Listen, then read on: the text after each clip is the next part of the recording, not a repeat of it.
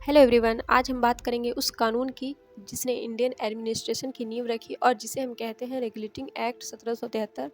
Polity में अगर आप ब्रिटिश रूल से लेकर कॉन्स्टिट्यूशन तक का जर्नी समझना चाहते हैं तो ये एक्ट पहला ऑफिशियल स्टेप था जहां से ब्रिटिश गवर्नमेंट ने ईस्ट इंडिया कंपनी के एडमिनिस्ट्रेशन को रेगुलेट करना शुरू किया था। याद रखिए, यही वो मोमेंट था जहां से इंडिया में सेंट्रल एडमिनिस्ट्रेशन की शुरुआत हुई थी।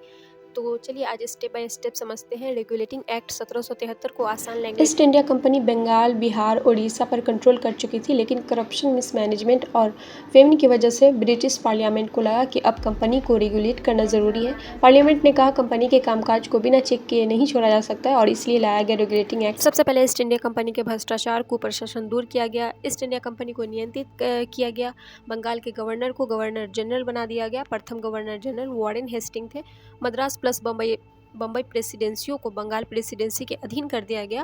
कलकत्ता में उच्चतम न्यायालय सुप्रीम कोर्ट की स्थापना की गई 1774 ईस्वी में। पहले मुख्य न्यायाधीश सर एल्जा एम्पे थे और 3 अन्य न्यायाधीश हाइड, चैम्बर्स और लिमंस्टर थे। साथ ही इसमें रिश्वत लेने, गिफ्ट लेने आदि पर प्रतिबंध लगाया गया। उसके बाद आया पिट्स इंडिया एक्ट 1784। कंपनी के राजनीतिक एवं व्यावसायिक कार्यों को अलग किया गया। नियंत्रण बोर्ड राजनीतिक मामलों को देखता था और निदेशक मंडल कंपनी के व्यापारिक कार्यों को देखता था। कंपनी द्वारा भारत में अर्जित भूभाग को भारत में ब्रिटिश संपत्ति कहा गया। कंपनी पर पूरा नियंत्रण ब्रिटिश शासन का हो गया। उसके बाद आता है चार्टर एक्ट अधिनियम 1813। अगले 20 वर्ष तक कंपनी का शासन बढ़ा। चाय प्लस चीन व्यापार को छोड़ कंपनी के व्यापारिक एकाधिकार पूरी तरीके से समाप्त हो गए। साथ ही ईसाइयों का भारत आगमन शुरू हुआ और ईसाई धर्म का प्रसार एवं लोगों का धर्मांतरण। भारतीय शिक्षा पर प्रतिवर्ष 1 लाख रुपया खर्च करेगी सरकार, लेकिन यह लागू नहीं हो। फिर आता है चार्टर एक्ट अधिनियम 1833। इसमें कंपनी का व्यापारिक एकाधिकार चाय प्लस चीन पूर्णतः समाप्त कर दिया गया। बंगाल के गवर्नर जनरल को भारत का गवर्नर जनरल बना दिया गया।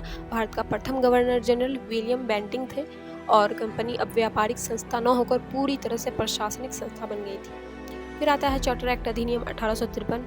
इसमें गवर्नर जनरल के कार्यकारी परिषद के विधायी एवं कार्यकारी कार्यों को अलग किया गया। विधायी परिषद ही आगे चलकर भारत की विधान परिषद बनी। भारतीयों के लिए इंडियन सिविल सर्विसेज की खुली प्रतियोगिता की शुरुआत हुई। चार्टर एक्ट अधिनियम यहाँ पे खत्म होता है। फिर आता है 1861 का भारतीय परिषद अधिनियम, वो हम नेक्स्ट वीडियो में देखेंगे। अभी तक के लिए सिर्फ इतना ही। आप लोगों को कैसा लगा वीडियो, आप लोग कमेंट करके ज़रूर बताना।